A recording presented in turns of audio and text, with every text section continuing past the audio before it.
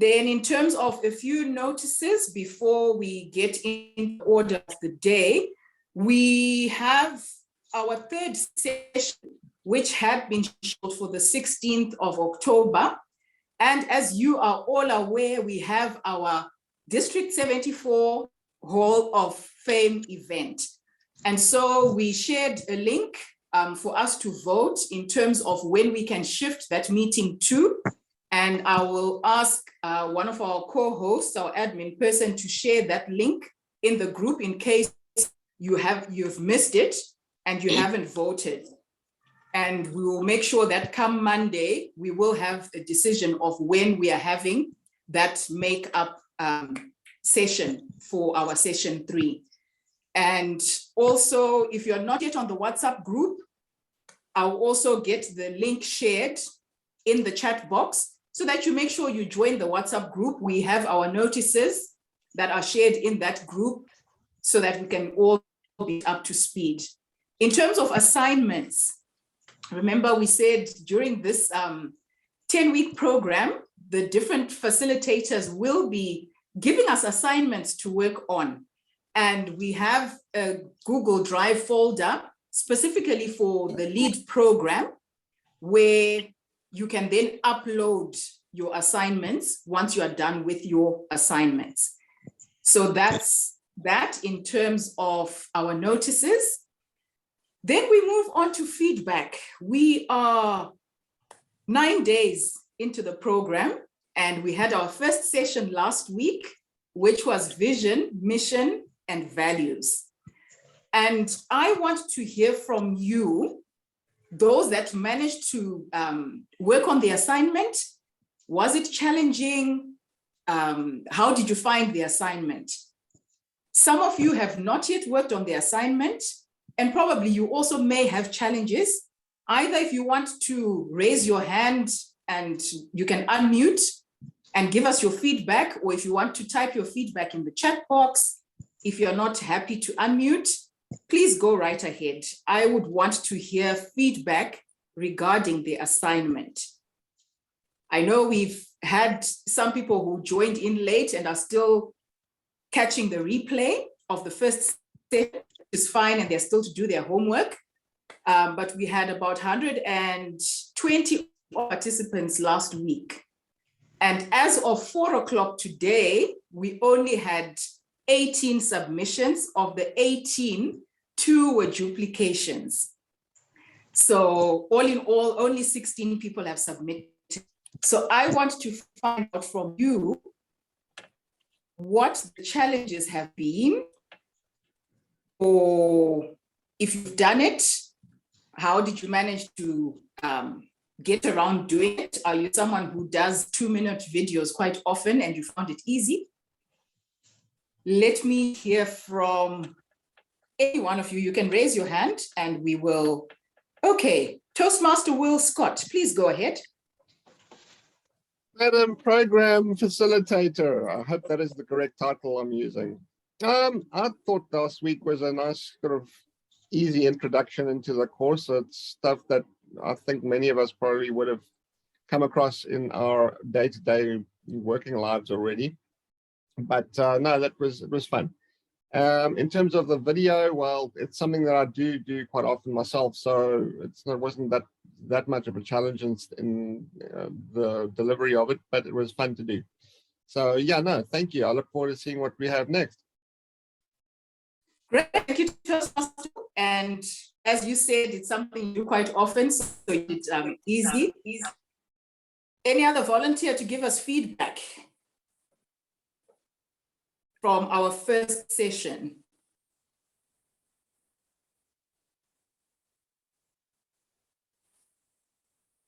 You can either raise your hand. Okay, thank you so much. Toastmaster Rumbizaichi, go up. Please unmute and go ahead. Good evening. Okay, thank you very much. I did do my homework, but the problem is I'm having challenges just uploading it. So that was my challenge, but otherwise it was done, but I was having a bit of a problem uploading it. I think that was my issue. But otherwise, okay, it was a great discussion last week. Okay, thank you for your feedback. Toastmaster Gina, distinguished Toastmaster Gina, please go ahead. Hi, yes, my apologies. I unfortunately had to miss last week, so I'm hoping I haven't been expelled and I haven't done any homework. Okay, we then look forward to you catching up and getting to do the project. Thank you. Thank you. Any other feedback? Anyone want to unmute? And meantime, I will read what's been typed in the chat box. My only challenge was to upload to the drive. I did the homework and did not really have issues to do it, and I quite enjoyed doing it. That's Toastmaster Nosipo. Toastmaster Anora, I uploaded those submitted late at 17:59. Thank you, Toastmaster No Bantu. I have never done a video and did not really understand the assignment. Maybe more clarification. Okay, we'll do that. Have the same issue uploading. On what platform can we create a video? Okay, Toastmaster Will. On what platform can they create a video? You said you do it quite often, so let's assist the other participants. Please go ahead. I would suggest, look, I use video editing software, but you can use a very useful app that's free on the internet called Canva. They do have a video section as well as the just normal sort of images that you can create and whatnot. It's very easy to do. You won't have much trouble getting it done. Canva.com. So if you're having an issue with regards to video, well, I would suggest go there first. Great, thank you so much. And DTM Gina also typed in the chat box, Canva, C-A-N-V-A. You can use that to do your videos. In terms of uploading, if you have never uploaded anything onto a Google Drive before, I'm saying that because I had one of the members, one of the participants actually inboxed me to say, how do I do it? What I also want us to understand is, even as we are learning and going through these sessions, wherever you've got questions or you need help, do not hesitate to ask. We are wanting to be equipped, and we are saying this is an accelerated program, and we want to accelerate your development. So it's also going to take you to participate and to ask questions where you can. If you've never heard of Canva, after this session, go into Google Canva, go onto YouTube, look for tutorials, try it out as well, so that we are learning and covering up for some of the skills that we don't ordinarily have. Because this 2 hours, we can't get into as much detail as we would want to, but we are also then getting the resources for us to build on the skills that we require to be the leaders that we are looking at becoming. And at this point in time, I also want to just talk about the introductions that we gave in the chat, in the WhatsApp group, for those who came on board early and managed to give their introductions. And I just seen Cindy Price's hand and it just went down. Maybe let me hand over to Cindy. Please give us your feedback and then I will continue. Toastmaster Cindy Price. Good evening.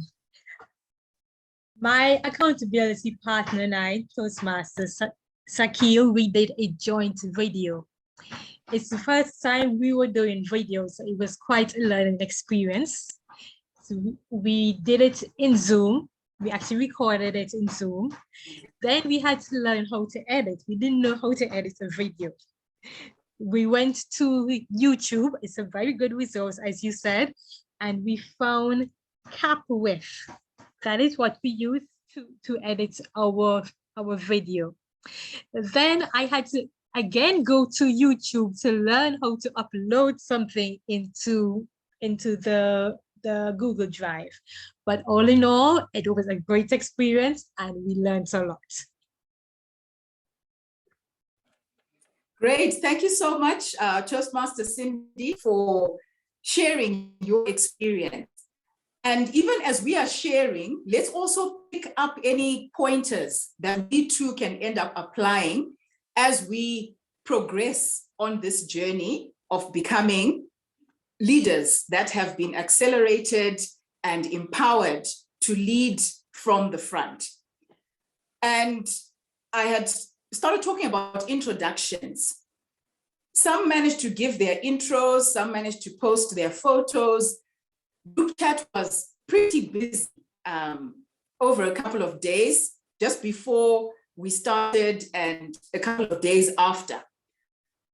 How many of you found it easy? How many of you found it a little bit challenging to actually come up with a brief intro of yourself and to share it openly?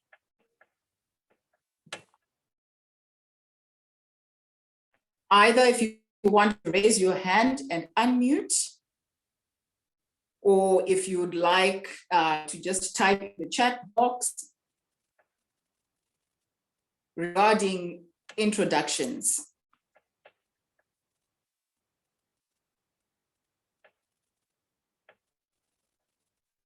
Was it easy? Okay, Toastmaster Mary says it was easy and amazing.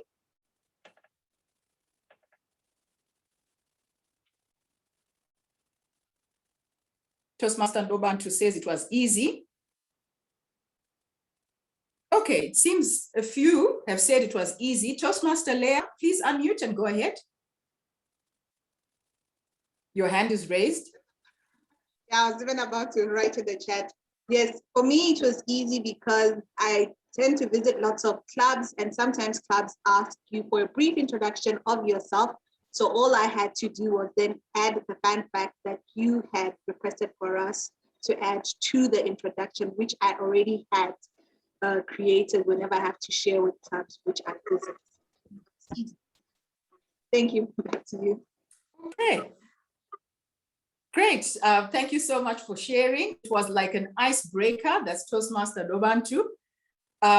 So if you're one of those who's saying it wasn't quite easy and you did not type in the chat box, again, it's something that you need to continuously practice, because as you get into these leadership positions, you get invited to different clubs, or if it's in your workspace, other organizations, you'll be expected to introduce yourself.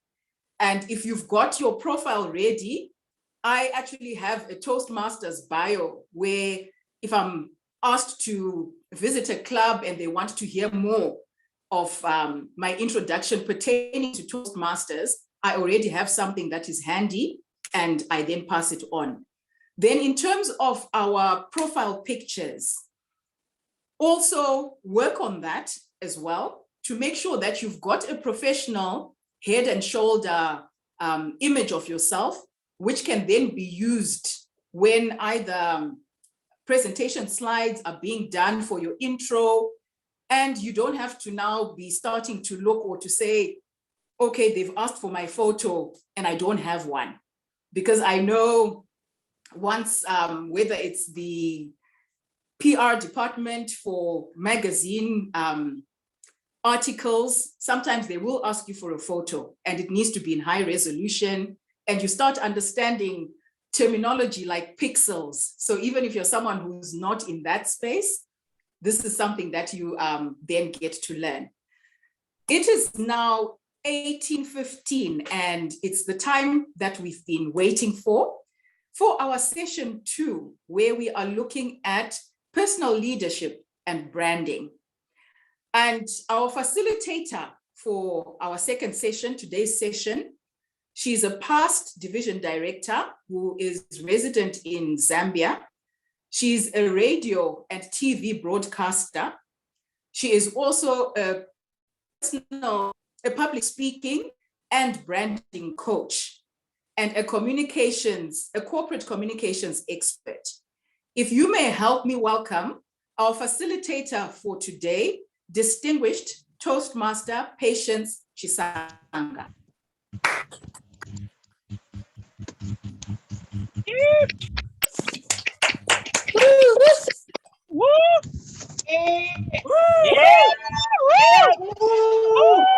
Yes, yes.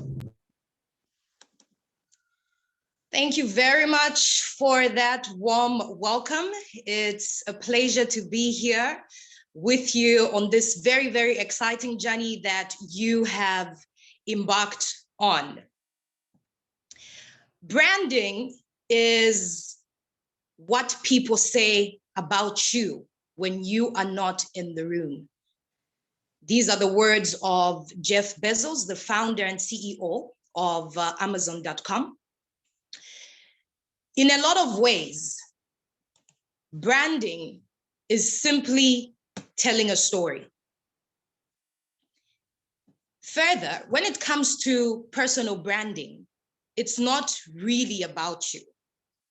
It's about putting your stamp on the value you deliver to others. As introduced, my name is Patience Chisanga, and I'm a distinguished Toastmaster. When you talk about Toastmasters in Zambia, a lot of people will refer you to me. And this is because Toastmasters International is one brand that I have leveraged on to build my professional journey as well as my personal and social journey. In a lot of ways, Toastmasters International is a brand on its own.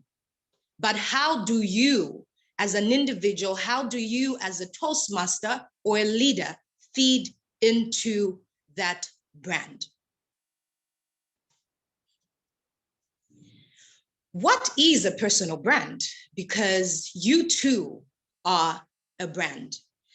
Right now, I'd like to encourage people to just share in the chat box some words that they feel attribute to what a personal brand is.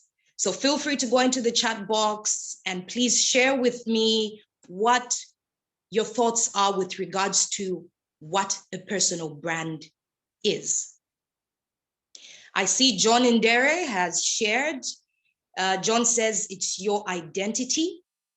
Anora says authentic. Saunella says your image. And all these short words, first impression, putting your values forward, what you bring to the table, personal identity and reputation, your principles, all these phrases and all these words are actually right, and they fall in line with what a personal brand is. Dion has shared how people know you. Branding is part of your intellectual property, who you are, how you behave. Clinton, thanks a lot for sharing. He says, what your brand stands for in the eyes of your consumer, that is your values. Thank you so much for sharing those thoughts. Please feel free to keep sharing them, and I'll be referring to some of them and alluding to them as we talk about some of the important principles of personal branding. To me, in summary, I would say personal branding is simply an intersection of how you see yourself and how others see you. Now, that intersection is what your personal brand is.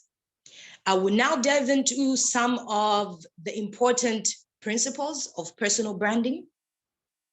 And these are some of the elements that are very, very vital when it comes to building a personal brand.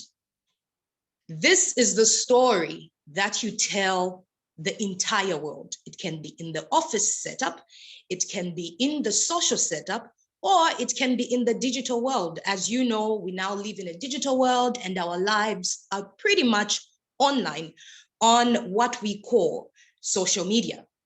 So this could be your Facebook profile, it could be your Twitter account, it could be your Instagram account, it could be the person that you portray when you have a speaking opportunity, or when you are attending an event, or if you're participating in a discussion such as this one. When it comes to the elements of personal branding, element number one is authenticity. And when we're talking about authenticity, we're talking about something that is true, something that is real. Unfortunately, authenticity is not something you can talk about or market or share. You have to leave the element of authenticity, because your brand has to be believable and it has to be trustworthy.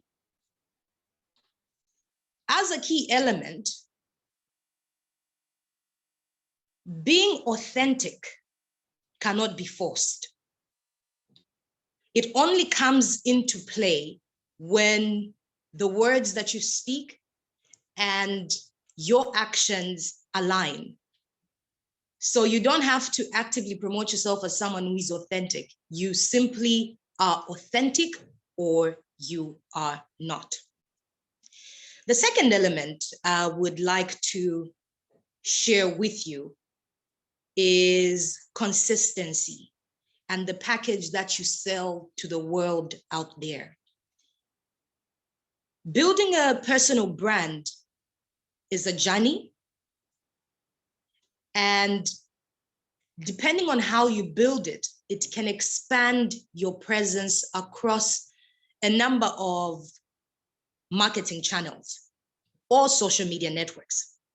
And as you create your personal brand, you will want to maintain consistency in how you present your personal brand. Not only do you want to make it easy for people to identify you, but there's a good chance that you will run into people that will be like you. So you have to set yourself apart by making sure that your image is consistent and not confused for anything else. How do you make yourself authentic? Our director of ceremonies alluded to one of these things when she was talking about having new headshots. So you may want to consider having, for example, the same profile picture across all your media platforms that you belong to. Is it your LinkedIn, Facebook, Twitter, Instagram? If it has to do with your Toastmasters club, for example, and you work in the PR department of your Toastmasters club, you have to look at what platforms you utilize to market your club, and is your club viewed in the same manner? And when it comes to you as an individual, if you have a profile across all these social media platforms, do you have a professional image that you're using on these platforms, and is it consistent? For others, it could be the color themes that you use in your graphics or in your uploads or in the posts that you make. For others, people have a hashtag, and they always use this hashtag after each and every share, be it a professional share or a personal share. They always have this hashtag that they use after each and every post. For me, most times when I'm posting about Toastmasters or sharing information about public speaking or personal branding and in relation to Toastmasters, I always use the Toastmasters International tagline, which is where leaders are made. Your story is an important element of your personal brand. Now, what is your story? Everyone loves a good story, and it is the reason why storytelling is so effective in marketing ourselves. It creates that emotional and human connection. A great story will tell people who you are and basically what you stand for. Every time I'm asked about Toastmasters International, or why I joined Toastmasters. I refer to an incident during my first Toastmasters Club meeting where I was given an opportunity to speak.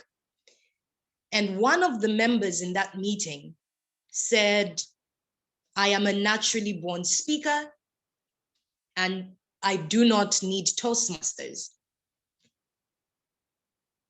I stood up and said, that is an interesting perspective, but my visit to this Toastmasters Club meeting has taught me so many aspects of public speaking or communication that I have taken for granted, that I never knew about, and perhaps aspects of public speaking and communication that have helped me reach a level of excellence, or that have helped me to build on the skills that I had before I became a Toastmaster, compared to the skills that I have today and the skills that I have built upon.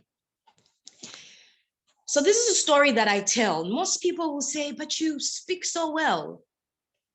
My response usually is, I speak so well because I have had that opportunity to perfect this skill, which is not something that is attainable overnight. It's something that's attainable over a series of experiences, a series of assignments and speaking opportunities.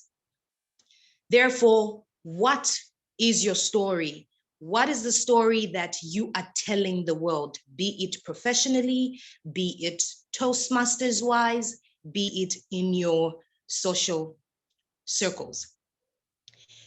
The other element is expertise. And expertise is pretty much the value proposition, your brand proposition that will get people to start paying attention to you. It's your expertise that will make them follow you and remain engaged. And the most successful influencers actually focus their attention on a specific industry or a niche. How do you position yourself as an expert? I will be very realistic here and give an example of how I became the Zambian champion of public speaking within the first year of being a Toastmaster. And this gave me an opportunity to speak at a regional stage. And because of that, I became an authority in Toastmasters Zambia. As I became a club president of a club that I co-founded, as I became a division director for Division M, Zambia and Malawi, I utilized radio and television platforms to sell the Toastmasters International brand.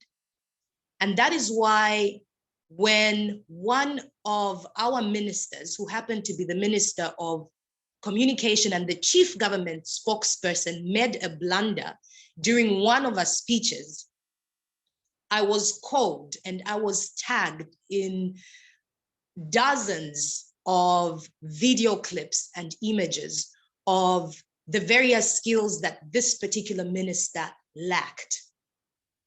An individual who doesn't even belong to Toastmasters International wrote a review of how Toastmasters International would be an important tool to help support the government spokesperson and Minister of Communication. And that is what a strong brand can do. And that is what expertise can do in building your personal brand. The next element is your connections. Who do you talk to and who do you engage with?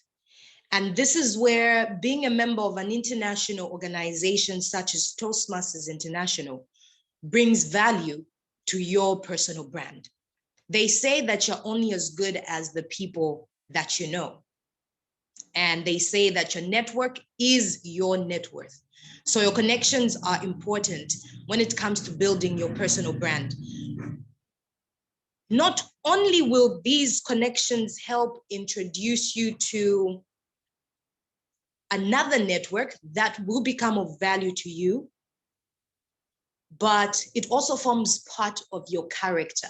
And when people see certain individuals that are aligned with your brand, they get motivated and they get inspired to do more or to follow your footsteps or to actually buy into the product or service that you are selling. We'll now get into a few action steps. And as we get into those action steps, I want people to share with me in the chat box how they feel about their personal brand currently. It could be your professional brand, or it could be how you're perceived socially, or how you're perceived in, or how you feel about your personal brand when it comes to Toastmasters International. So option 1, if you're feeling great, please simply type 1 or type the smiley. If you feel your personal brand is solid.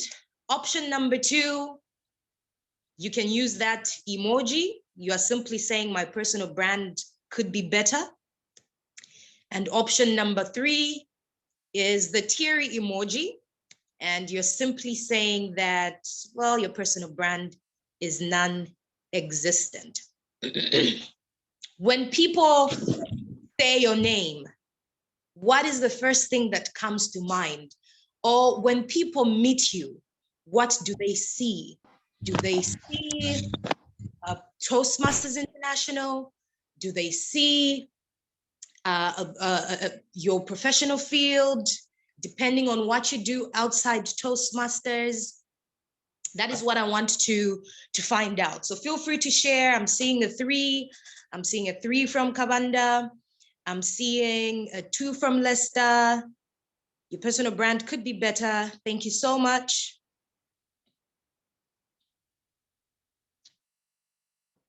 Please keep sharing what you feel about your personal brand.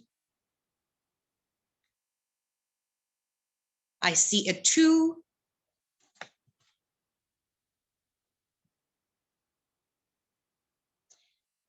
But how do you create a personal brand? Let's say you are option 3. Your personal brand is bad or non-existent. We've understood what a personal brand is, and we've talked about the importance of you building a personal brand, because in this day and age, working hard is not enough. You can work hard, but that work may not be seen by the world, and this may hinder other opportunities from coming your way. And that is why your personal brand and utilizing various personal branding tools that can help you build that brand are very, very important.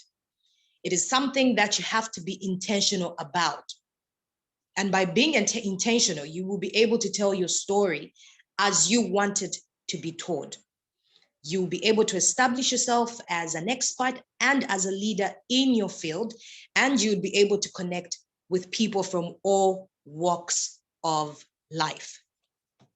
You have to understand why you're building your personal brand so that it is clear what it is that you want to achieve.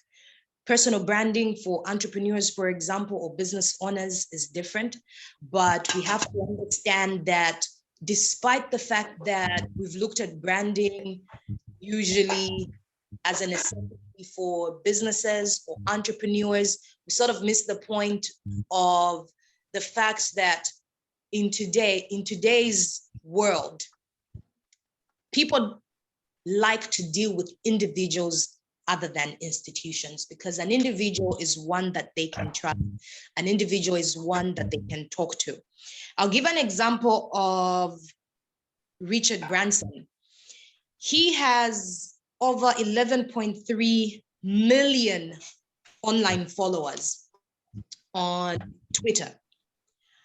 And when you look at his businesses, they have less than half that following. But he has used his personal brand to build his companies and his properties, so to say.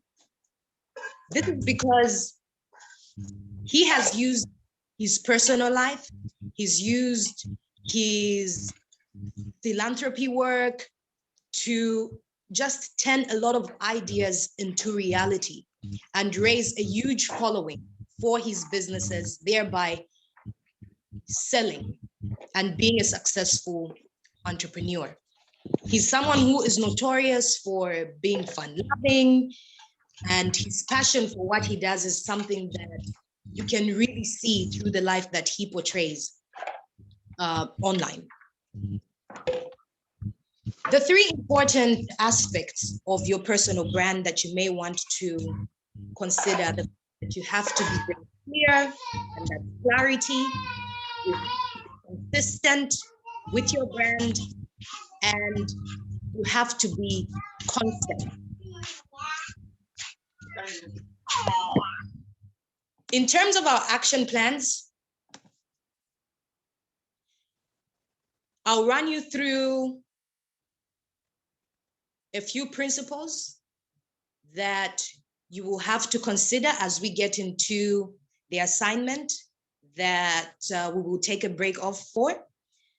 Number one, you have to have a professional purpose. What is the thing that gets you out of bed in the morning? What helps you to be better at what you do?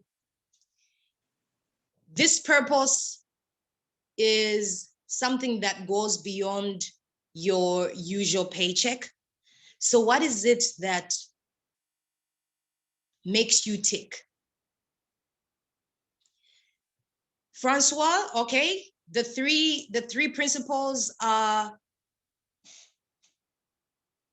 clarity, being consistent, and constancy.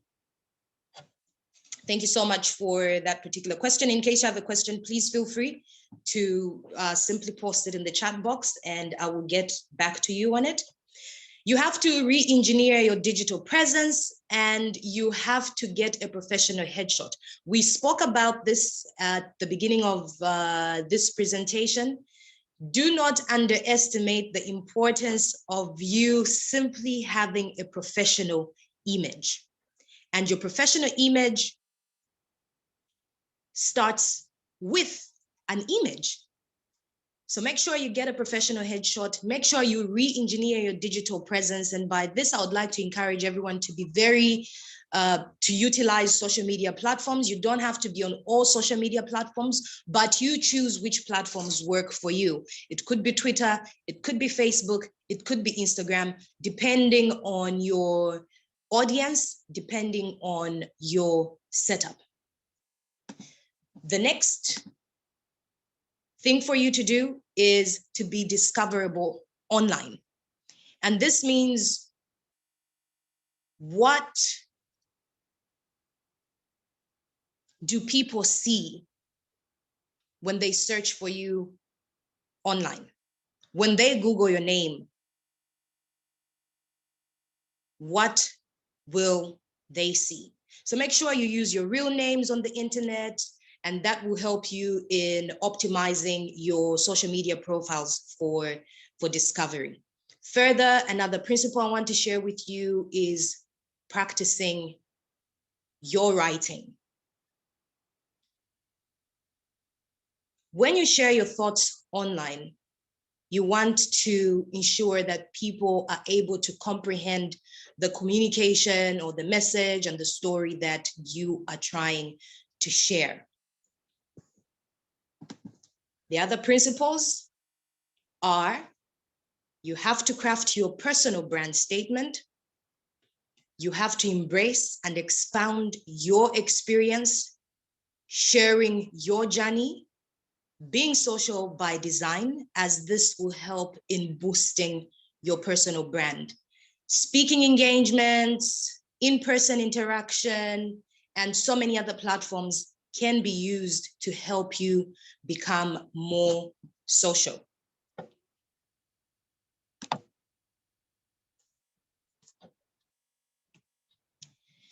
Now, the exercise that I want us to do this evening is about us crafting our personal brand statements. And we will have a 5 to 10 minute session where each one of us, I hope you have a piece of paper and pen.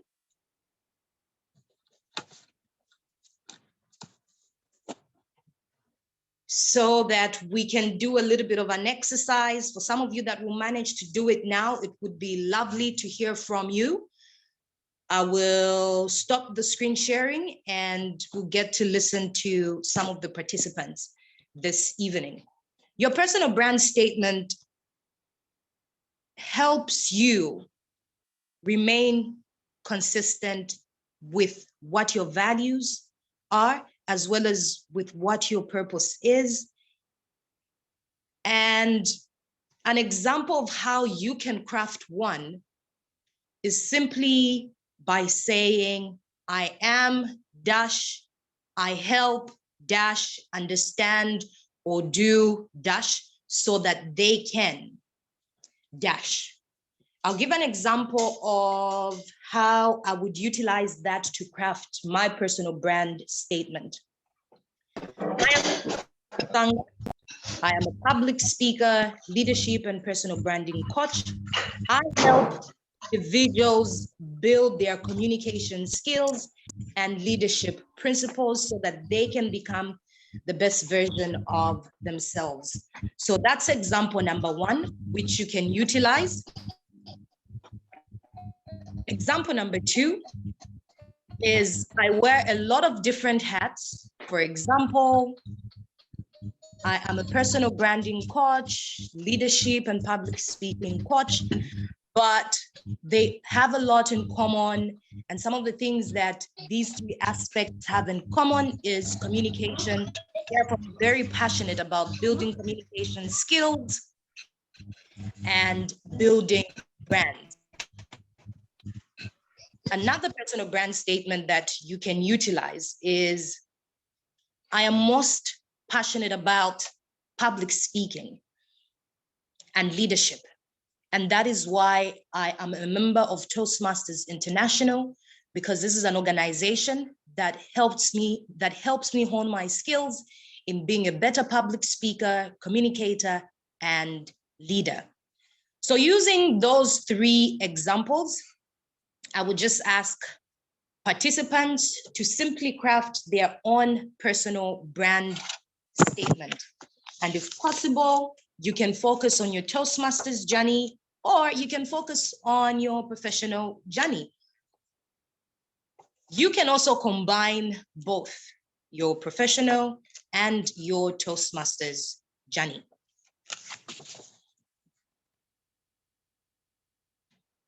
So we'll give it 5 to 10 minutes for people to craft that personal branding statement.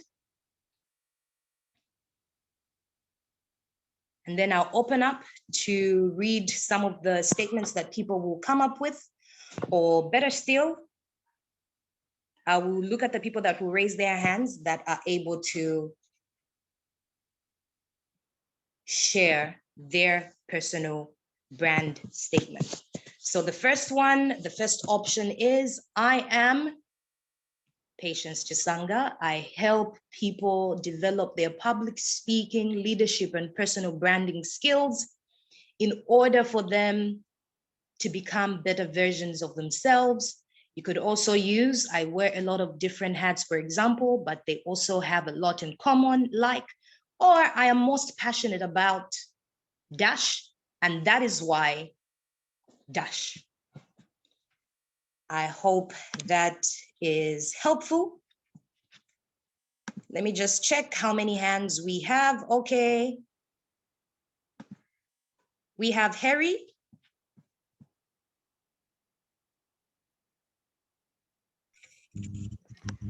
All right, thank you so much. So I would just like to read mine. So I am Lalaine. I'm the leader of the first Toastmasters Club of Madagascar.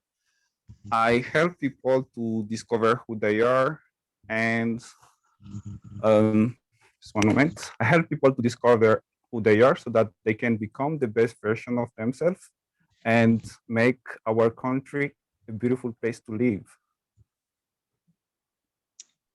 Thank you very much, Harry. That was good. Anna, please feel free. Go ahead and share. All right. I am Hannah H. Tarindwa. I help writers and would-be writers to writing so that they make written words work. Lovely. That's amazing. Do we have any more hands? Please feel free. We have 5 to 10 minutes. You can craft that personal brand statement. And you can share with the rest of the group. I see Grace. Grace says, okay, I just lost that message.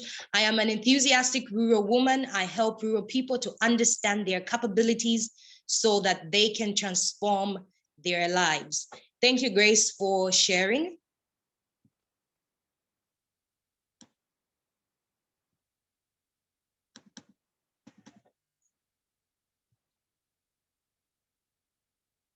We have Melissa.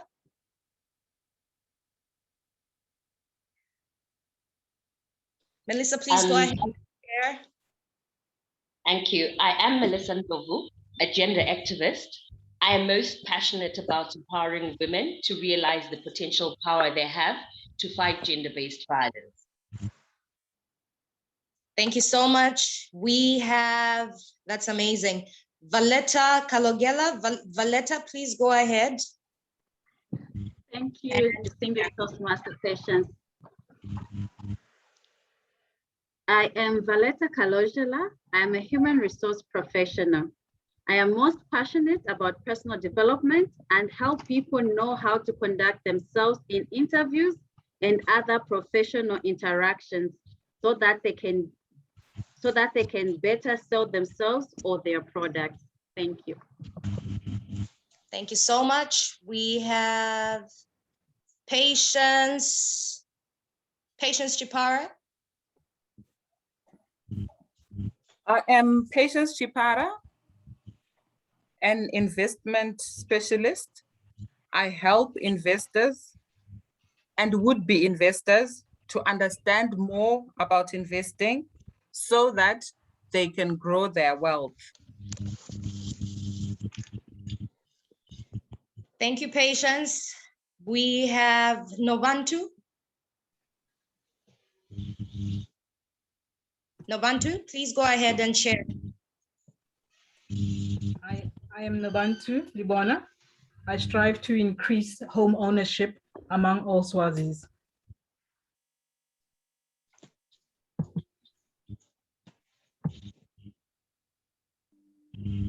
Thank you so much. I did have L.E.A. L.E.A.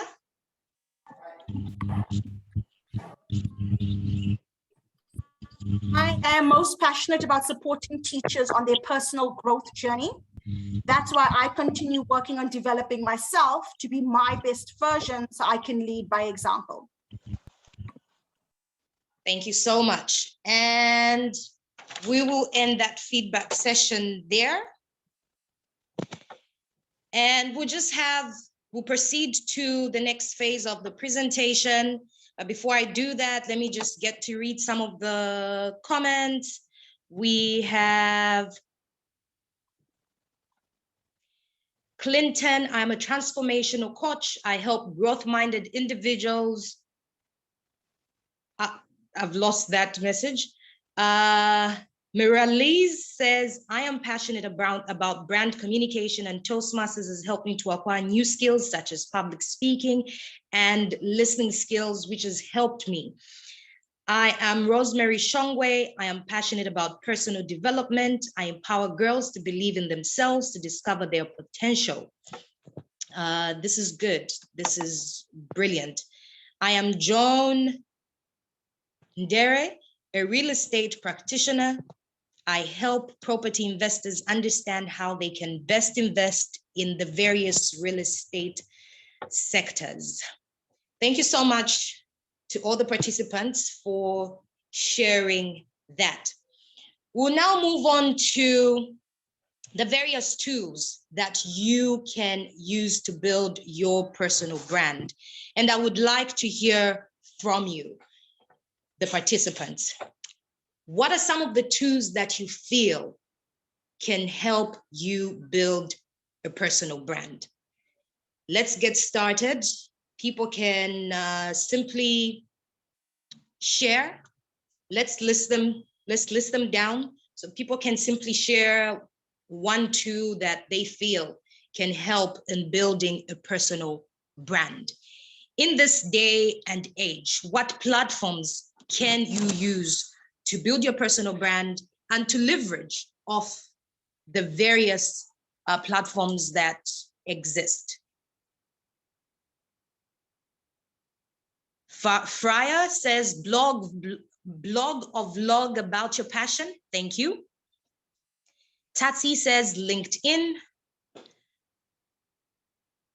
Marlies says LinkedIn. Networking on LinkedIn works amazing too. Simon Banda says understanding of social media platforms. Lisego says social media, YouTube, LinkedIn, professional for professional and your personal brand. Keep those coming. Instagram, YouTube, Facebook, LinkedIn. Francois says YouTube, IG, Facebook, TikTok, emails, showcasing your work in various ways. Thank you so much. Firstly, sharpen your communication skills, verbal and written, before you go out to various platforms. There are trade shows that exist, online conferences. Thank you so much, Satsi, for that. I think that's an important point. And Lorna says through the website and through webinars, through thought leadership opportunities, word of mouth, and your impressions on other people. Tivai says email marketing, living your words, word of mouth works wonders too. And with reference to the 3 quotes that we looked at, your personal brand is about the impression that you leave with people, the impact that you have after you engage with them on a personal level. Consistency is king. Clinton says broadcast, TV, radio isn't dead, still powerful, but much harder to get onto. That is very, very true. Currently, the easiest platforms are networking opportunities that a number of you have actually alluded to. And these are conferences, networks, and organizations such as Toastmasters International. That is a network that can help build your personal brand as it exposes you to different individuals who belong to different organizations. And through that networking aspect of Toastmasters International, you have a huge opportunity and a potential for you to build your personal brand. As you develop in your various pathways and as you develop as a leader, as you perform various tasks, either at club level, at area level, at district level, or at regional level, you build a brand that is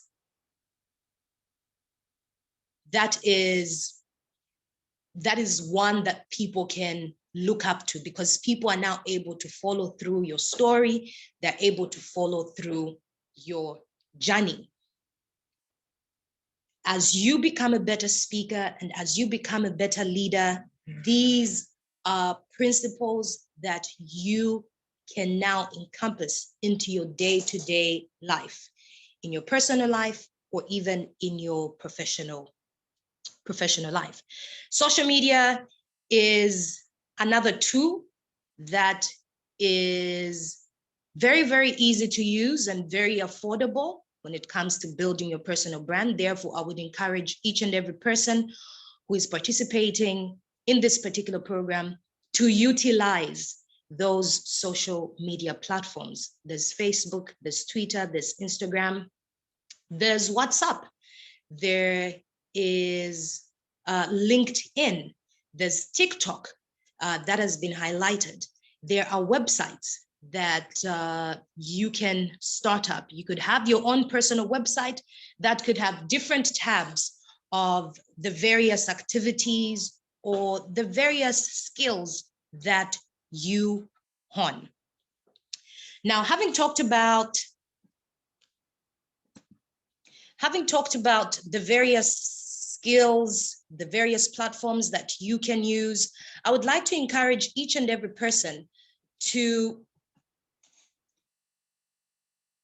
have a framework for your brand. This framework for your brand should have your values, that's number one. It should have what your aspirations are, because your brand, in as much as it has to be consistent, it evolves. You may have a job today that you may not have in 2-3 years' time. And that is why your personal brand and working on what it is that you do and what it is that you're passionate about is very, very important. In as much as the position that you hold in an institution is important, what remains after that position no longer exists is something that is very, very significant. Therefore, as an individual, you will have to work on your personal brand framework. And this personal brand framework has your purpose, your core values, your strengths, your skills, credibility, and the tangible brand elements. And when we talk about your purpose, we're talking about your brand statement that you just shared with the participants on this group. When you talk about your values, you're talking about the things that matter to you. When you talk about your strengths, what are the things that set you apart the most? What are your skills in the field that you are in? When it comes to credibility, we're pretty much talking about your educational background, your experience in a certain area, your experience in a certain job at a certain institution. And we're talking about your personal and professional impact when it comes to the people around you in your social circles and in the professional circle. The tangible brand elements are simply you. You are the brand. You are what you say you are. You could be a writer. You could be a coach. You could be a marketer. So the tangible brand elements are you, and all these aspects form part of that personal brand framework. And with that said, our homework after this presentation is done will be for us to actually share these aspects of our personal brand. I will end my presentation there and will now open up for the question and answer session. And I would just ask Zivai to just simply assist me with this next phase.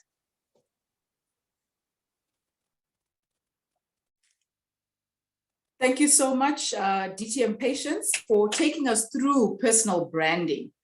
What I will ask now is if we can just take a 5-minute bio break. So whether you want to refill your glass of water, get your hot beverage, revisit your notes, and then in the next 5 minutes, we then open up for question and answer. So if we could have our 5-minute bio break now and be back by 5 past. So thank you so much, DTM Patience.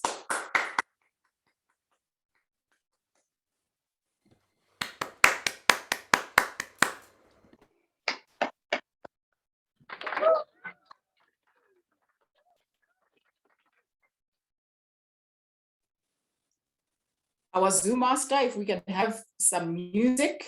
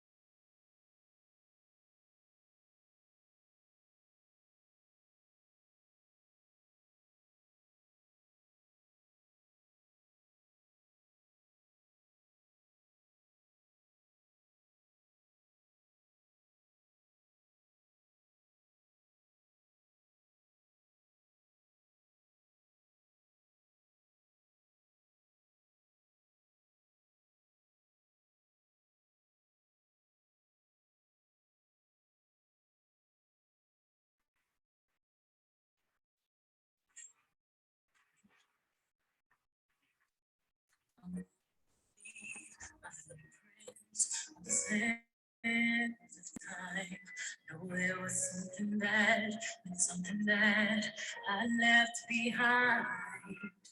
I leave this world, I'll leave no regrets. It's something to remember, so they won't forget I was here.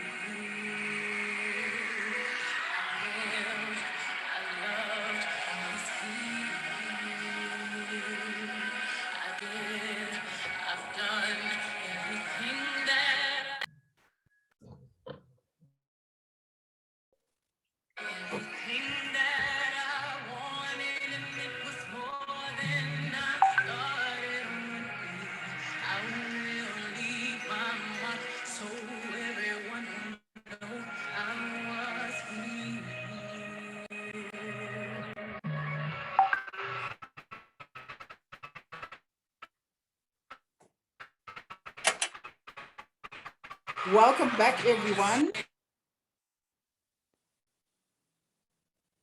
If we can get into our question and answer segment, you can either unmute yourself, having raised your hand, and we'll take your questions, and DTM patients will respond.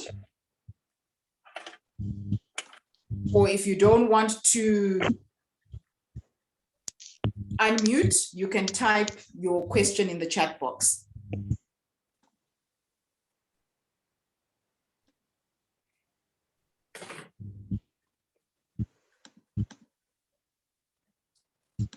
Any questions pertaining to personal branding?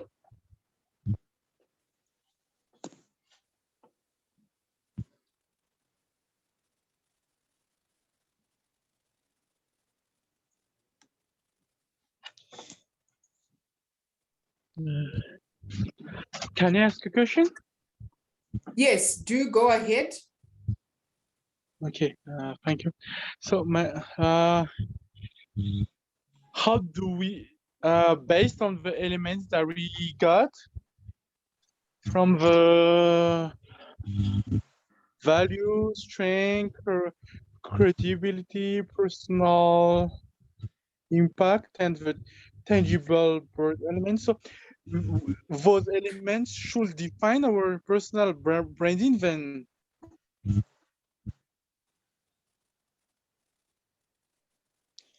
Okay, from my understanding,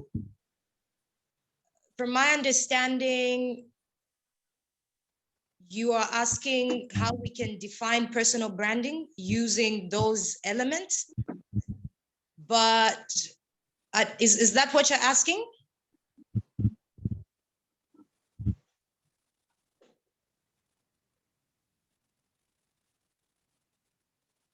Faso, can you hear me? No. Can you repeat again? Can you repeat the question? I may have Okay, missed. so okay. So patience, you gave us some tools to define our personal branding, such as the value, our strength, credibility, person, and the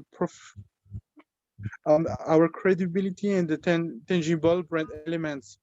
So those elements we have to be based on those elements to define our personal branding then. Definitely.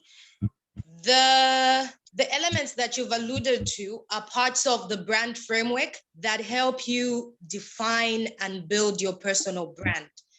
So there are different aspects. The tangible brand elements are who you are and what you bring to the table. So I alluded to some examples, such as you could be a life coach, you could be a women empowerment advocate, you could be a marketer. That is who you are. And that is why I said this is simply you.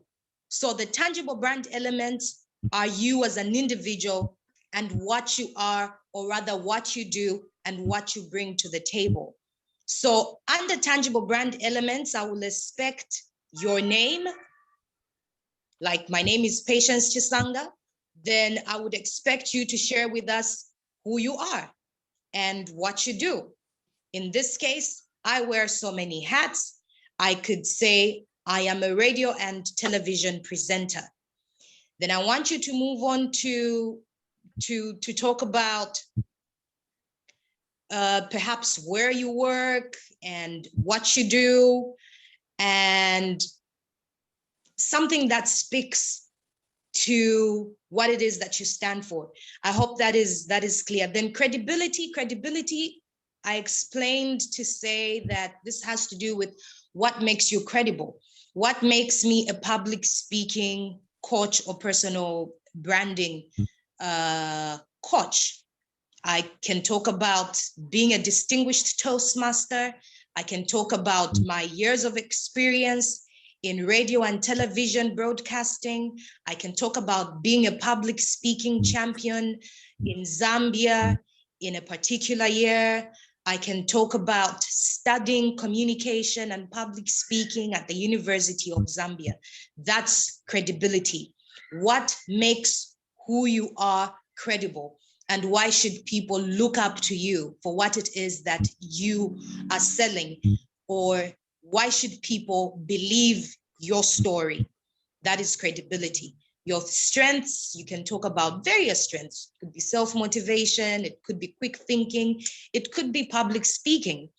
Your skills now have to do with things like I'm a good writer, or I'm good at facilitating, I'm a good public speaker. You can highlight some of those skills that you utilize in the tangible brand elements. Then what are your core values? Your core values could be excellence, it could be efficiency, it could be trust, it could be work-life balance, it could be compassion. Then your purpose is your brand statement that we had somewhat talked about at the beginning. I hope I have answered that question. Someone was asking the difference between a logo and a brand. The logo feeds into the brand. It's an aspect of branding. As an individual, I know we talked about you perhaps making sure you have good professional headshots today, but some people also use their name as a personal brand. It's redesigned into a particular manner. And when you see that name or that logo, a certain picture comes to mind. When people see your name or when people see your picture, it's a sign that this is in reference to this particular individual or this particular company or this particular brand. So a logo is also one way that you can create or build your personal brand. And that logo should most likely be a name logo. Thank you so much, DTM Patience. We have a hand raised, Toastmaster Tarindwa. Please ask your question. Okay, thank you. It almost, sorry, we're two Toastmasters in the same room, so there was a bit of feedback. Okay. Right, so my question might sound as if you've already kind of spoken about this, but I really want to talk more about the multiple hats, right? When particularly you're multi-first. So for example, when I say I'm a writer, that's like what people know me for. They know me as a writer, but in other circles, they know me, okay, there's a distinction between the writer and the public speaker who is also a poet. And so sometimes you'll find, I saw somebody also in the chats talking about dressing and appearance. So there are people who know that when I wear my like Zulu crown, which is red, and I've got a red top, then I'm in my storytelling African mode, right? But if I'm going to do corporate training, then I've got this other mode. And yet there was the package consistency. Now, can you have many packages and be consistent in them? So like, truly speaking, there's some people who will see me and they'll say, hi, Hannah, the trainer, because I train emotional intelligence and ethics on one hand. And yet I'm solidly also in other areas known as a storyteller and then solidly as a writer. So does that not sort of clash with consistency? I don't know if I make sense. No, you are making sense. To be honest with you, I also find myself in a similar situation. And I think there's always a way of you finding a balance. And I'm glad you've brought this up because I was actually going to touch on appearance, how you dress and how you show up. At the end of the day, it comes down to what your purpose is. And you can be many things and you can be good at a lot of things. And you have to speak to what it is that you're selling at that particular moment. So it's still fine, but what you have to ensure is that in as much as you have variety, you have to be consistent in showing up in that manner and people identifying you as that person that has 5 hats. And today she's wearing this hat. So as you're building each and every aspect of the different brands that you're trying to sell for different projects, you have to be consistent and you have to tell your story consistently. And as you are feeding people with that, people can still remember and people can relate to say, this is Anna and Anna does this, Anna does that. And when they see you, sometimes it's a good thing for you to change, because when they see you dressed in a particular manner, then they know what it is that you're standing for at that particular moment, or what story you are sharing at that particular moment. So how you show up is very, very important. And your digital media presence as well is very, very important in how you portray yourself. So what I can say with regards to what has worked for me. Can I just add? Yeah, sure, no problem. Okay, because as you were speaking, I also remember that there are times that I've shown up as 2 of the brands that I am. So for example, if I'm going to do like a full day session with people and I'm training them, I'll come basically in my professional attire. And when we go to lunch, I'll come back again now with my African attire and presenting that other persona. But the other one will help establish the other one and probably get people interested in knowing the one that they didn't see earlier. Indeed, indeed. No, that's true. That's true. And there's nothing wrong with doing that, because at the end of the day, you are building into the brand that you are. And the good part is that I know you spoke about being a writer. You also learned that most times, if you are a writer, you would probably need speaking skills.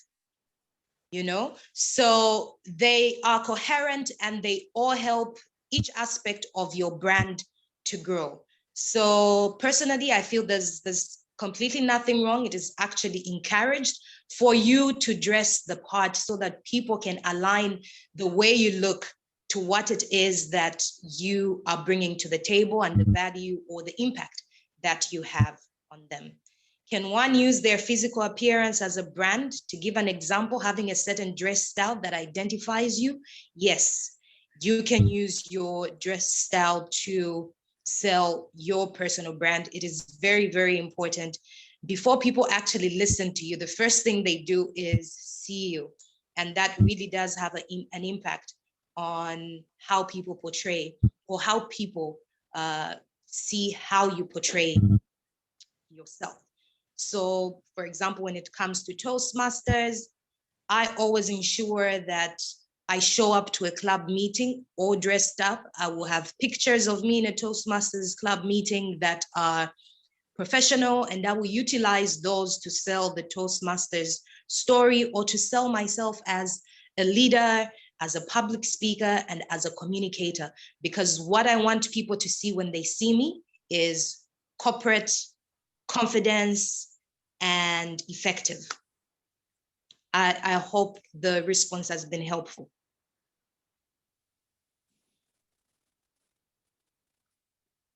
Thank you, DTM Patience. Then Toastmaster Mkosana,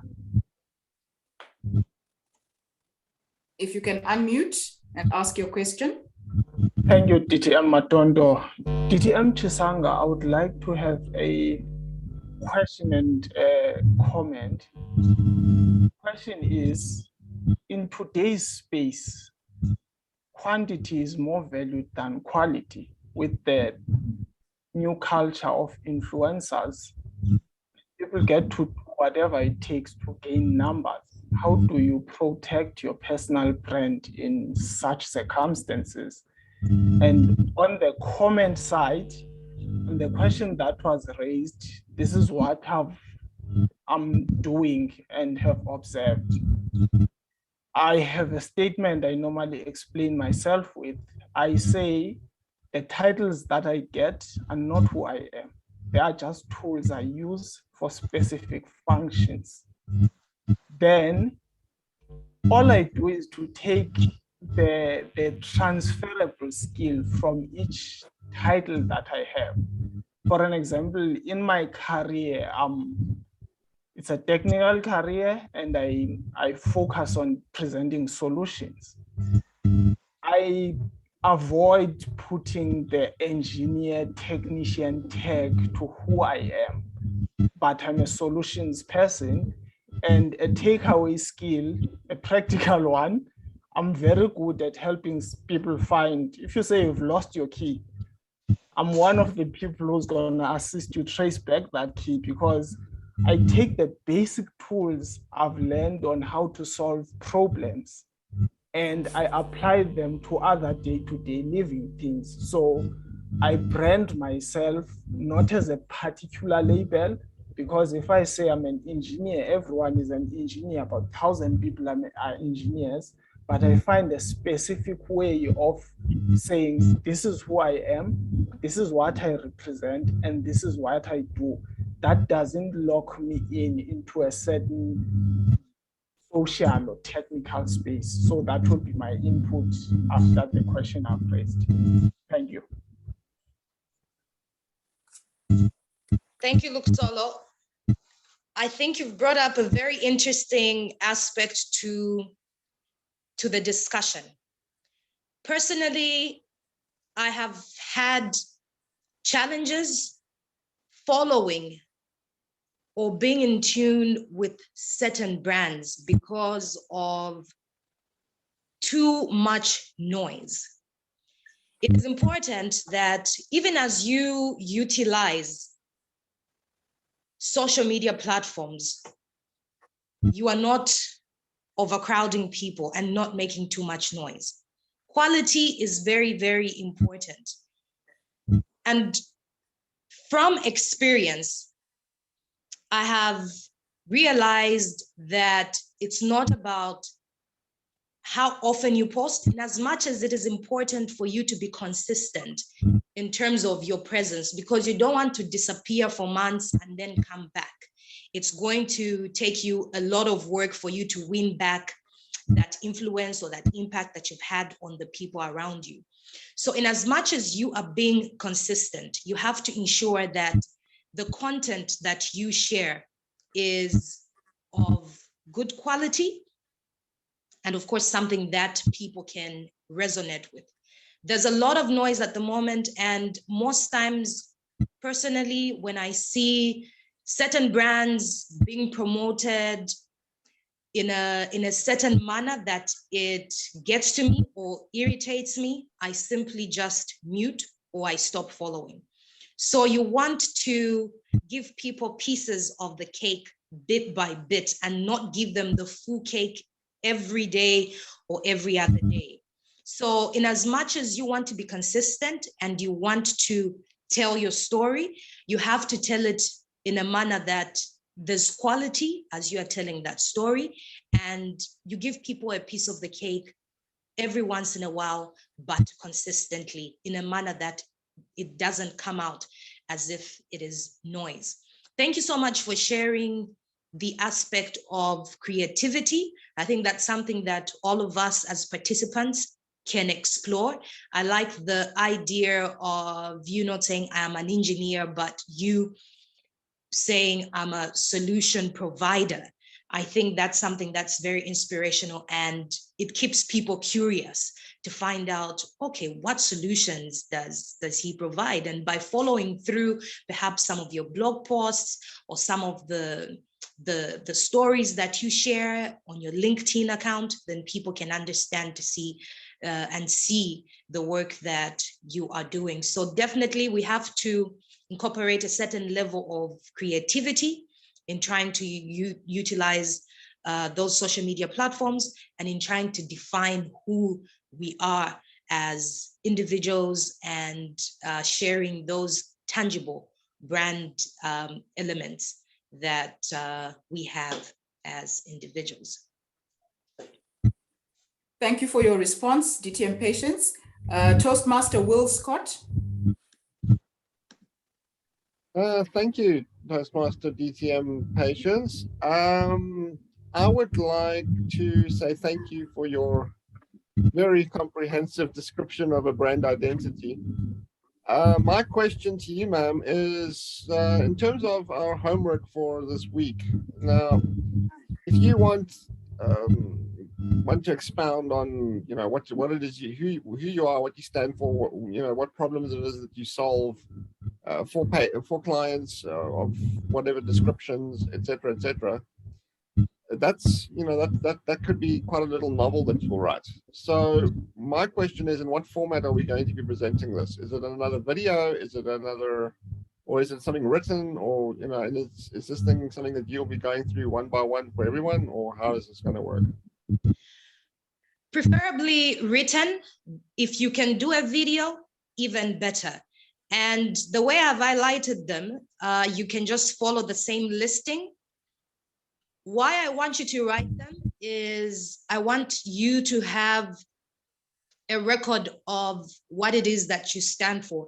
And this will also help for you to keep your brand consistent and also your long-term plans, say from 6 months to 2 years from now.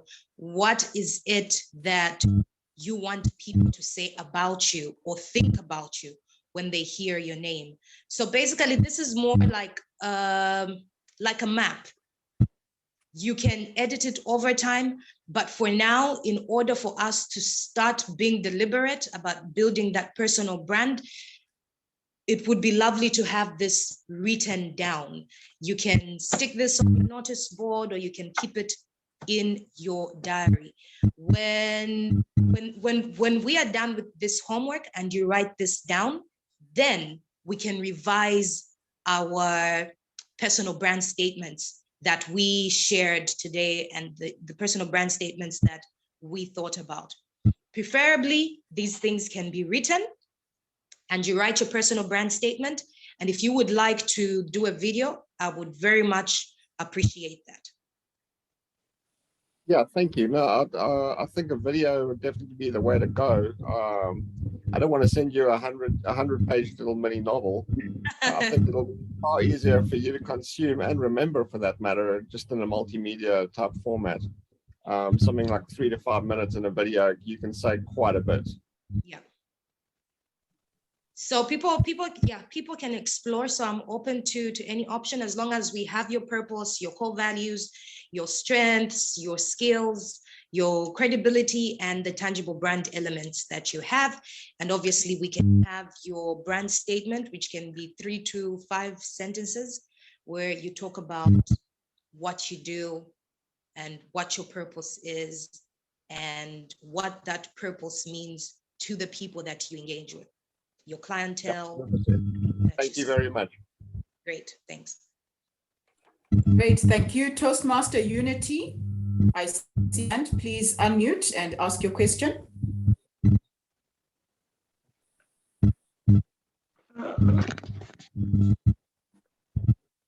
Thank you, DTM Xavier, and thank you, DTM Patience, and good evening to the leaders here. My question is really going to be an extension of what Hannah asked already, and I already pick up in the chat box that Francois is also asking, this extension of the question. It's really around consistency, but now focusing a lot on the tools, because we spoke about different tools that we can use to build the brand, our personal brand. So social media being one of them. So we know that, the social media tools that we have in place, they all have, their functional purpose. So Twitter is more conversational, Facebook, and I mean, if you look in the chat box, actually, Francois has packaged it, in terms of what I want to ask. So for me, as an example, and this is where I want to understand that, will I not be, breaking the rules around consistency? Because if you go to my Twitter profile, I mainly focus, contribute to the conversations around my Christian or my faith, Christian beliefs. And this is where you will not pick up anything about Unity being a digital marketer or PR specialist or anything. I purely use Twitter for that. So now you go to Facebook, very community orientated type of content that I also contribute on, friends and all of that. So if we look at the tools that we have in place, social media being one of them, well, then I guess the question is that, is it a good thing to obviously, package yourself according to different social media tools? And yeah, I'm gonna stop here. I'm just trying to expand a little bit on that, but the question is really around, yeah, social media tools versus this consistency and aligning really more than anything with what the tool is all about. Thank you very much. Thank you, Unity. My thoughts on that would be the challenge that it may present. Because when it comes to brand consistency, when someone is doing a search for you, you want to ensure that they see the person that you are. So imagine I searched for Unity on Facebook and I found the work that you're doing in the community. And then I search your Twitter and then I find something that is completely and totally different. That has the potential to raise a bit of brand confusion. I may think I'm looking at two different people when actually I'm looking at one person. You may be allowed to do that, but what does that do to your Facebook profile, for example, the brand that you are selling on Facebook? Or what does that do to the brand that you're selling on Twitter? It definitely does have the potential to cause just a bit of brand confusion. That's why I would advise that you try and incorporate in terms of the content. Do you want people to look at you as two different brands?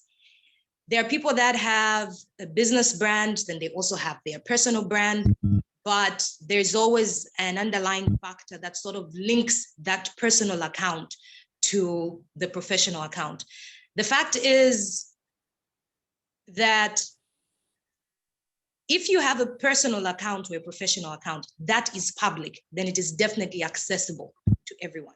So there's a potential that you can raise just a bit of brand confusion. That is why my recommendation would be on both platforms, have a bit of content that is an intersection that can apply, that will not look strange on your Facebook profile or that will not look strange on your Twitter profile. I think that would be my encouragement.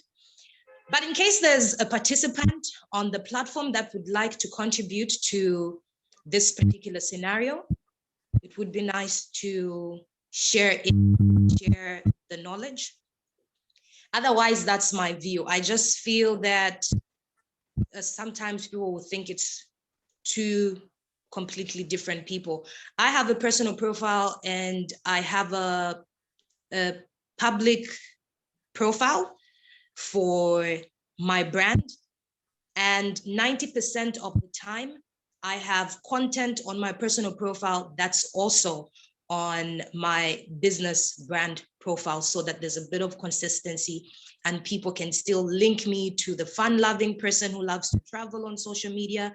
But this is a person who's passionate about public speaking and radio and television broadcasting. Because at the end of the day, each and every aspect of you form who you are as an individual brand. So it would be nice to try and incorporate the content. Great, thank you for your response, DTM Patience. Then L.E.A., Toastmaster L.E.A., you have your hand. Please unmute. We still have 5 minutes for our Q&A. Thank you very much, DTM. Patience, my question is very similar to that of Unity. In fact, it actually follows up. So the one thing I wanted to ask is, how do you balance having a personal brand out there as well as a professional brand on the various media platforms? So with all the various hats that I wear, regardless of who I'm engaging with, people now I'm a teacher. That's one of my things that I do. So you'll find a bit of that on my various platforms, whether it be something I've done with my own children, whether it's something I've done in my school. So you can always still link it back to the fact that I'm a teacher. But I think my question right now is, I'm noticing if I'm looking back at the different platforms I post on, whether it's Facebook or Instagram or LinkedIn, there's still that flow or consistency of being a teacher that you can see is evident. But at what point do you draw this balance of making sure that I am communicating enough of who I am personally, but also professionally, and remaining authentic in that? Thank you for that question. I like the fact that you've highlighted how much you post about you being a teacher. And I think what I would do for now is give an example of how I manage, I hope this will be quick, how I manage my profiles. There's definitely nothing wrong with you posting a bit of your personal life on social media. And this is where you build the authenticity. People get to see the individual that you are. In as much as I combine posting a bit of content that is personal, I try as much as possible to sort of be not too playful. It's all dependent on the brand that you are. For me, in as much as I'll post something personal, the brand that I want to sell out there is someone who is goal-oriented, she is focused, she's doing so many things, and whatever she touches turns to gold, or whatever she touches is successful. In as much as I am portraying that picture, I also want to portray the fact that I am human, and I utilize my passion for travel to showcase, you know, the information that I have about places, travel as a hobby, and that part is what sort of showcases, well, what we would call the playful side. But it's all about keeping that balance, and there's nothing wrong with you introducing that aspect, because it also gives people a fresh perspective of who you are. Like I said, sometimes you don't want to make too much noise, and people want to refresh their minds. So you may want to delve off a little and focus on a bit of content that is not necessarily professional, but something that is fun. You can post about family, the importance of family, or catching up with family, or spending time with family. I think that would be my comment on that. But quickly, I will open my page soon. We can move on to the next question. And then by then, I'm sure my pages would have opened, and I will just do a rundown of how often I post and the content that I share on my Facebook profiles. Thank you so much for your response. Toastmaster Francois, you can unmute and ask your question. I'm going to have my camera off. Thank you so much for this opportunity. I'm going to have my camera off because the internet connectivity is a bit unstable.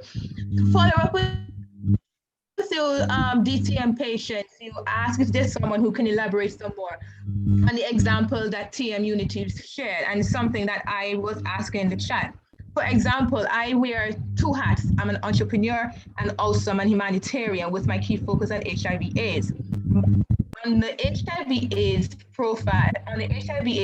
profile, I will have everything strictly on HIV/AIDS. And the reason why I do it that way, because I don't want persons to get lost in the message. Sharing personal, maybe a family photo or something that you've done outside of your work of humanitarian, that which is the focus, I think the message of what I'm trying to send will not be taken seriously. And so for that, that's an example. Then for the entrepreneur side, the industry that I'm into, I have that page that focuses exactly on what is happening, what I'm doing, things like that.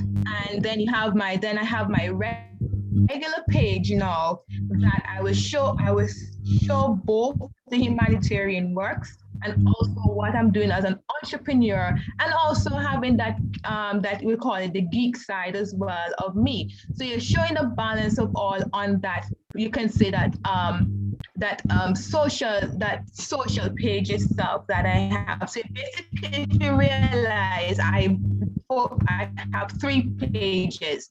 This is with 3 pages, one with a focus on, and then the one that shows both of them itself. LinkedIn, and the reason why LinkedIn, I look on it as a professional, because I still don't want the key message of what I'm doing to be lost. We're showing private things that you're doing. And I know there was a leader who spoke about sometimes you need to show a balance even on your private page, even along with your other work. So that's the reason why, for me personally, I have it a bit separated, but the website, which is under construction, the website now, where you can click on the links that will show, okay, the different path of what exactly the individual is doing. So that's my elaboration of an example. Thank you. Thank you so much for that. I actually have quite an interesting example that we can look at. I'm just opening my political page. I think what's important is just finding the balance and also differentiating between your personal brand and what it is that you want to promote, and perhaps a brand that is selling a product or service that you're offering. In that instance, I think entrepreneurship speaks to the fact that you have to focus. Therefore, if you are focused on human rights, for example, and if that's the value proposition that you are selling, then you may want to maintain a specific page that simply speaks to that brand. You could be selling, I'll give an example of one of our participants, the writer, for example. If you write books, you may want to have a page that is specific to you being an author, and your content will basically be about you being an author and the books that you're writing or the books that you have in store. So if you are selling a particular product or service, you may want to have a specific page that is focused on that particular brand that you want to sell. Because in this case, we're looking at it as a business. And yes, when it comes to entrepreneurship, you want to have a niche and you want to focus on that particular topic. But one thing I will advise is that not to shun away from having all these aspects of who you are, even on your personal page, or post those issues, because you never know, you may have a clientele or a following on your personal page that may be interested in this other service or brand or part of you that you are selling. So every once in a while, you may not crowd your individual brand page, for example, with all these things, but I think it is important that people understand that aspect of you as an individual. I will simply do a screen share now of my 3 pages. One thing that probably most of you do not know is that I'm actually a politician, and I was a candidate for Member of Parliament in one of the constituencies in Luansha. And one of the major decisions that I had to make was to create a separate brand, because, you know, I was now a politically exposed person, and I didn't want to have to share political comments or political stories on my personal page, because that would mean having people looking at my various political opinions that may be in contradiction to what they feel. So I had to create a new Facebook page for the politics, which I have actually maintained. And the reason why I've maintained that page is because politics in Zambia are very sensitive, very sensitive, and you don't want to rub off a potential client the wrong way. So I had to create a separate page, but I actually had to make an announcement on my personal page to say, this is what I'm doing. I have now joined politics. So let's go to the screen share.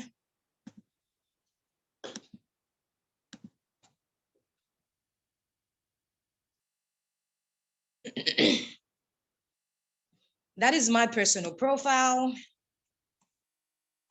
I need to be more creative with my headline. It's in summary form, but as you can see, I have 10,000 followers plus 5,000 friends. And that personal profile, I post about, my recent post is about a holiday I took in Paris. Obviously, me having fun. I didn't post details of the fun I was having in Paris, obviously, but at least I checked into Paris. I interacted with people, 600 likes. This is my recent portrait, which I am using as a fresh image for my next phase of the work that I'm doing.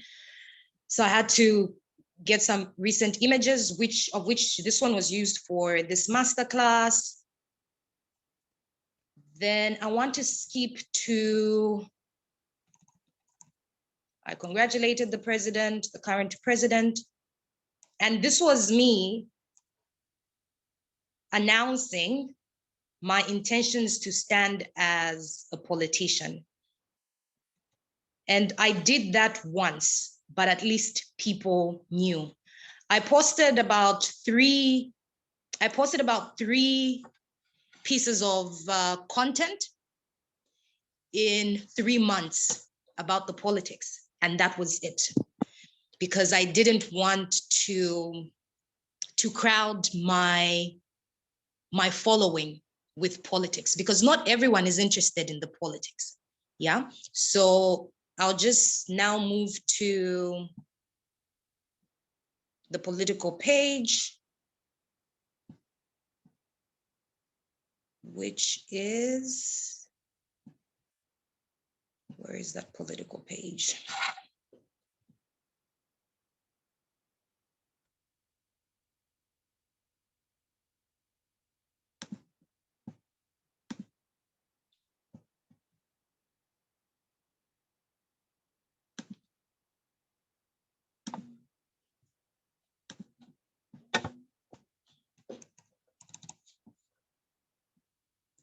And so that is the political page, which I have now maintained. I was simply congratulating another candidate from the same constituency. And this page was quite busy because I needed to post at least each and every day. So depending on the circumstances that you are in as much as we alluded to the issue of noise, when it comes to politics, you needed to post each and every single day. And I would have professional images from the campaign every single day, highlighting the work that I was doing in that particular constituency. So as you can see, every single day, professional images, professional videos, and that was it. So I think at the end of the day, it's about just finding the balance. and what works for you in the environment that you are in. Posting every day on your personal profile may not be encouraged, because then you just end up having too much noise and people stop following. On my personal profile, I post like once in a week, and trust me, the engagement is so much more, because to a certain extent, like I said, you want to give people a piece of the cake and not overshare. I think that's the comment that I can make. So we just need to find the balance. And if yes, you are selling a particular product that needs to be consistently sold and you need to make a certain level of noise, you may want to have a separate page, but make sure that all these aspects of you are also visible on your personal profile so that people don't get lost. Great, thank you so much, distinguished Toastmaster Patience, for taking us through personal branding and even sharing your personal experiences. There were a couple of questions in the chat box, but because of our time, what I will then do is invite you onto our group chat to then address those few questions that may not have been answered, and then at least people would then have gotten their responses. And at this point in time, I would want to hand over control to our program quality director, who will take us through these last few minutes of our meeting. Distinguished Master Andrew, over to you. If I said to you, yes, we can, what brand comes to mind? If I said to you, yes, we can, what brand comes to mind? Barack Obama. And if I said to you, I am an African, what brand comes to mind? I am an African. Thabo Mbeki. Ladies and gentlemen, what about you? What do the masses remember you by? Companies have done it. Just do it. Nike. What about you?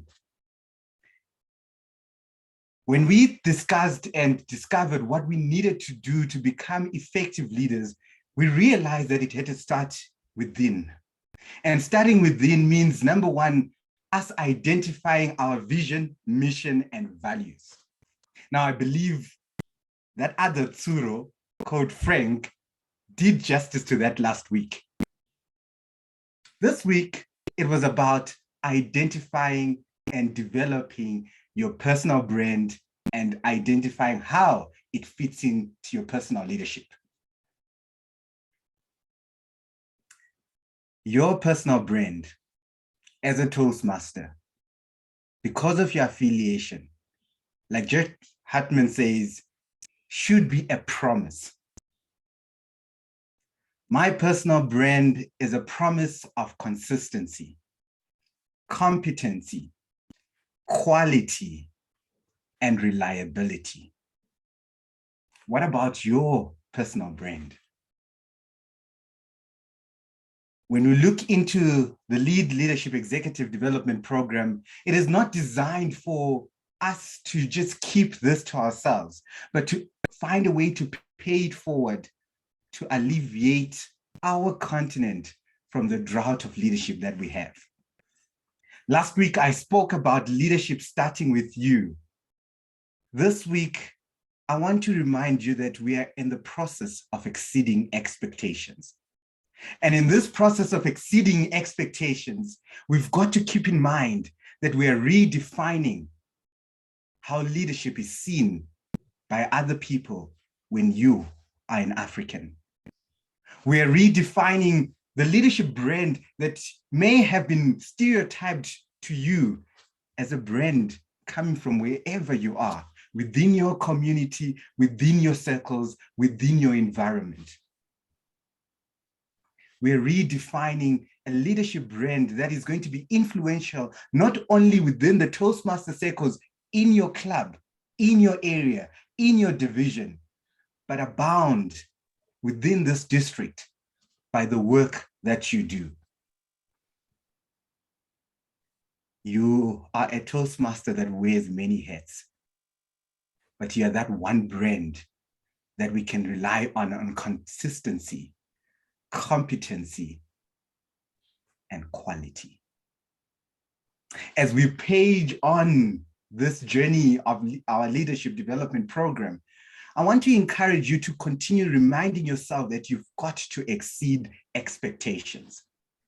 We've got to redefine the leadership parameters that have been set for us and see that we're paging forward. And you can't keep this to yourself. Patience earlier mentioned that maybe you might want to post once a week on your personal brand. I want to encourage you that this week, let people know about the movement that you're a part of, the movement of redefining leadership within this continent, the movement of exceeding expectations, because they don't know what they don't know. They don't know who to follow until you show them the way. You show them that you know the way that we are moving towards. Without a doubt, we are a community of progressive leaders, be it in politics, be it in our corporate spaces, be it in our communities, or even in our religious sectors. Ours is not to be shy and possibly worried about what people will say, because if we are intentional about our approach, chances are, most likely, we are going to be progressive and lead the masses. I don't know about you, but one thing I know for certain is that Toastmasters has helped us, honed us, and developed us to be the leaders that we need to be seeing more often. And whilst you are quiet, the leaders that we don't want to be seeing, the leaders that we don't want to be hearing from, the leaders that we don't want to be following are setting the pace. One wise man, long ago before I was born, said, the government you elect is the government you deserve. Are you not the government we deserve? Are you not the leadership that we need to be seeing consistently? And are you not the leadership that we need to be hearing from? So whilst we may reference to Yes We Can by Barack Obama or I Am an African by Thabo Mbeki, we want to be referencing you, the 21st century set of leadership. And I want to challenge you to join in and partner with us on this movement of ensuring that the right kind of leadership, the right quality of leaders that we want to be seeing in our continent is led by the right people, which is you. You are not spending 2 hours every Saturday and more hours during the week for you to keep this to yourself. And whilst I agree that charity begins at home, let's extend our home to being our continent so that we can progressively move this continent forward. Distinguished Toastmaster patients, for always showing up and showing up well and exceeding expectations. As for Distinguished Toastmaster Zivai and your team, you've exceeded already the expectations of many by ensuring that this program runs as smoothly and as efficiently as it can ever be. I can only be proud that we are making efforts, we are making movement, and we are making considerable, significant steps towards the leadership that we want to see in our continent. Are you going to be a silent partner, or are you going to be a moving partner? Remember, we've got a drought in this continent of leadership.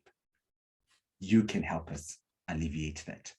Let us continue to exceed expectations in redefining leadership in our continent. I look forward to hearing from you all there is to hear from you about your experience. Let's use social media to connect and create that forceful movement that we can if we stick together. Alone we can do so little, together so much. And if we are going to go far, let's go together with accountability. Back to you, Madam Program Director. Thank you so much, our Program Quality Director, Distinguished Toastmaster, Andrew Tsuro. And at exactly 2000 hours, meeting adjourned. I will now ask you to turn on your videos so that we can take our group photo before you say goodnight. And if our Zoom masters can assist with taking photos, Toastmaster Liza, please give me a thumbs up if you are in position and able to.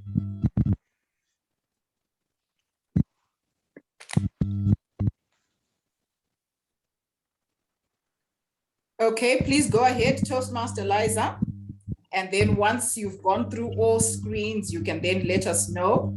So please keep your smile permanent because we don't know when your page is coming up. So just keep on smiling until our Zoom masters tell us they are done.